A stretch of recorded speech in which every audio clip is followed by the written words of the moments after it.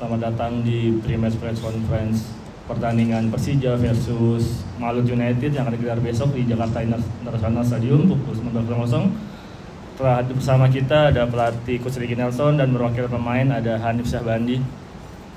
Coach, bagaimana persiapan Persija untuk menghadapi Malut yang notabene juga laga pamungkas untuk di musim ini? Baik, selamat sore semuanya. Terima kasih rekan-rekan media. Persiapan kami tentu ini game terakhir di home. Dalam seminggu ini kita coba untuk recovery dan semoga besok pertandingannya kita bisa tampil lebih baik lagi dari kemarin sehingga target penutup 3 poin di rumah sendiri bisa tercapai. Itu yang kita siapkan dalam seminggu ini. Terima kasih. Terima kasih Coach. Hanif, gimana dari sisi pemain?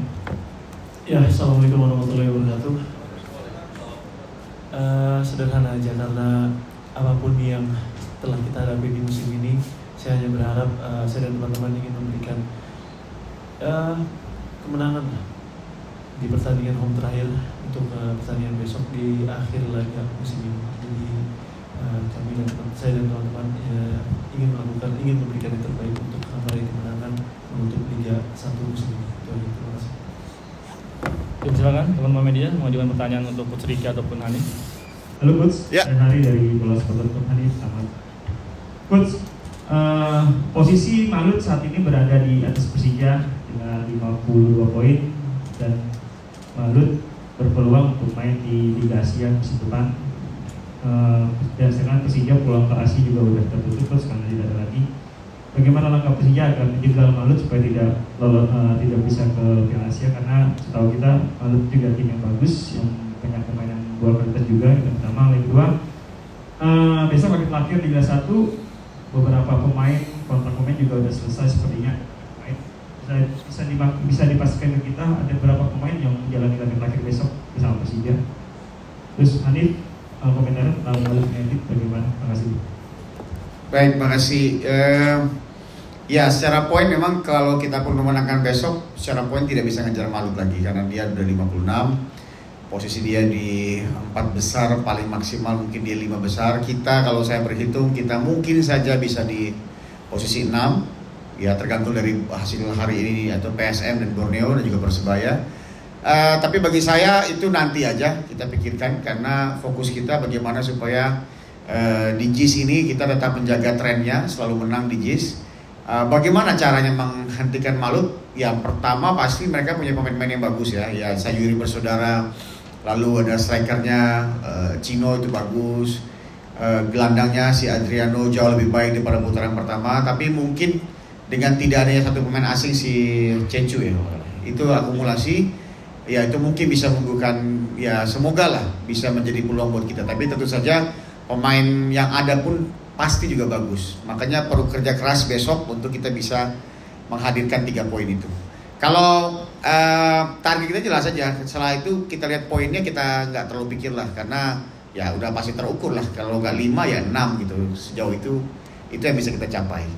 Kedua, kalau soal kontrak pemain saya nggak terlalu detail kontrak, nggak tahu. Jadi nggak bisa saya jawab siapa aja yang habis. Nanti mungkin tunggu manajer lah itu menjawab itu, karena kan saya nggak pegang durasi kontrak mereka, begitu kira-kira. Ya, kalau dari saya mungkin sudah hampir semua dijawab oleh Coach Ricky ya, karena memang itu pun yang sudah kita latih untuk persiapan besok terkait untuk menghadapi Malut. Ya, baik lagi saya hanya ingin menyampaikan bahwasanya dari sisi pemain, saya kami ingin memberikan yang terbaik di akhir laga. Ya, menutup dari Liga 1 musim ini, semoga besok kita bisa meraih kemenangan sehingga setidaknya bisa menutup dengan sedikit hal yang cukup bisa menutup beratnya musim ini lah, seperti itu. Selanjutnya, Jana. Selamat sore Coach. Ya, sore. Coach, tadi kalau hitungan bisa dibilang memang Persija gagal menembus target 4 besar. Tanggapan seperti apa? Dan kalau tadi Anda juga menyinggung bahwa Liga 1 musim ini sangat berat. Apa yang bisa membuat sangat berat Persija sampai gagal sampai target 4 besar? Yang kedua juga untuk Coach Ricky, kita tahu Malut dengan besutan Coach Imran salah satunya pelatih lokal yang bisa bersaing dengan pelatih asing, bahkan masuk kandidat calon pelatih lebih baik. Bagaimana melihat sosok Coach Imran sendiri yang bisa mengusung Malut dari tim promosi, baru promosi tapi bisa membawa ke papan atas Malut? Terima kasih. Ya, beratnya musim ini tentu saja dimulai dari awal kita tidak bisa, pertama sekali menurut saya tidak bisa selalu bermain di JIS gitu dari awal. Kita hanya bisa beberapa kali di JIS, setelah itu kita harus pindah-pindah. Dan itu tidak terjadi pada Persija saja, kepada semua tim yang tidak punya home itu selalu jadi masalah. Termasuk Malut di putaran pertama, itu mereka juga tidak mudah. Begitu mereka bisa putaran 2 lebih banyak bermain di Ternate, itu ya poinnya banyak dapat dari situ. Jadi saya pikir langsung ke pertanyaan kedua adalah Coach Imran cukup pengalaman dalam pengertian dia dari PSIS, terus terjun ke PSIM, lalu balik ke bersama Malut. Mungkin lebih kepada chemistry kali ya. Karena semua pemain yang dia bawa ke Malut adalah pemain pilihan dia. Secara coaching tim pun semua adalah lebih nyatu. Itu mungkin yang membuat Malut tahun ini bisa nembus sampai ke 4 besar. Tapi bagi saya poin terbesar mereka adalah mereka bisa bermain di home. Karena hampir semua tim yang ke Ternate itu agak kesulitan menghadapi Malut di sana. Jadi itu memang memberikan sumbangsi yang besar. Jadi saya harap memang nanti ke depan Persija bisa terus bermain di JIS seperti yang saya bilang selalu bulan lalu, minggu lalu itu. Gitu kira-kira. Ya, terima kasih Coach. Saya Ya. dari Jawa Posko ini pertama dan juga sampai terakhir. Terus itu kan namanya LUB mengajukan 11 pemain asing dalam 8 bulan bisa diberikan. Mungkin ada pakai dari Coach dan juga Ali mungkin dan terbangnya akan lebih minim kalau ada 11 pemain asing dalam 8 bulan diberikan. Atau anggapan itu? Aduh. Saya dulu. Ya,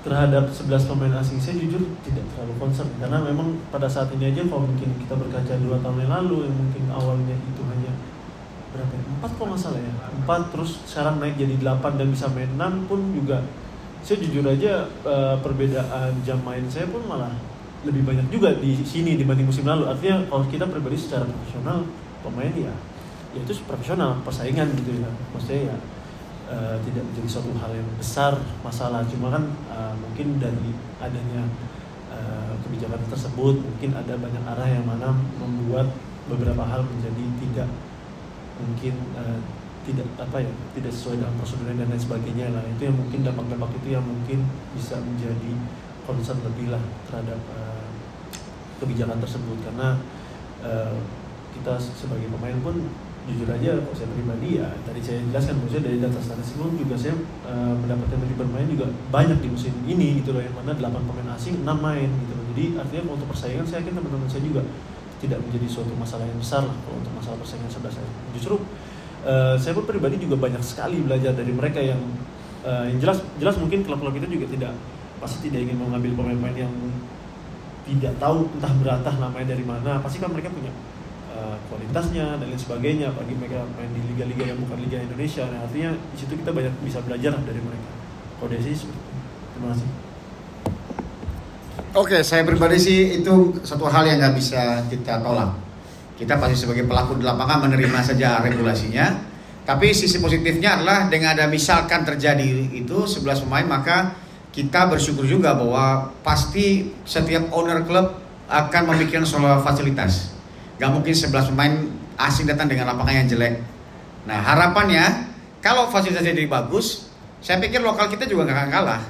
Kan problem di kita ini masalah fasilitas gitu. Jadi kalau infrastrukturnya baik, semua lapangan latihan bagus, fasilitas klub meningkat, lokal pun akan bisa ngejar. Jadi kuncinya di situ. Jadi sepanjang klub sadar untuk memperbaiki dan menyediakan semua fasilitas yang ada, mau 11 kayak mau 15 pemain asing, saya pikir semua pemain akan bersaing. Gak ada masalah itu. Pertanyaan terakhir. Ada? Ya. Ini kan besok pertandingan terakhir. Bagaimana status squad Ricky di Persija untuk besok dan apa nih yang menjadi catatan coach untuk pertandingan besok setelah menang lawan Bali United dan akhirnya mempreseskan kecolongan di terakhir? Status saya sudah menikah sebenarnya. Belum tahu karena kontrak saya bulan Juni selesai, jadi nanti mungkin setelah habis game ini baru kita ada pembicaraan apakah nanti seperti apa dan apa itu nanti setelah game. Ya informasi seperti itu. Kedua, poinnya memang kalau setelah dari Sleman, seperti yang saya bilang waktu di Sleman adalah kami terganggu oleh terhentinya di menit 70 berapa? 76 ya. Pertandingan terhenti 76. Bahkan ada pemain yang mengatakan ini boleh nggak kita WO aja, nggak usah main karena kan ini bisa pulang nggak kita gitu. Jadi itu mengganggu juga bahwa ada flare dilempar dan segala macam, itu mengganggu ya, mengganggu sekali sehingga hampir setengah jam ya. 17 menit. Hampir 20 menit lah kita harus stop dan kembali lagi itu nggak gampang karena kita harus naikin lagi tempo sedangkan mereka begitu bersemangat. Nah jadi kami kehilangan tempo aja di sisa setelah pertandingan dimulai kembali. Jadi poinnya adalah semoga besok ya kita konsentrasinya tetap terjaga babak pertama babak kedua sehingga kita bisa ya curi gol dan bisa menangkan pertandingan. Itu.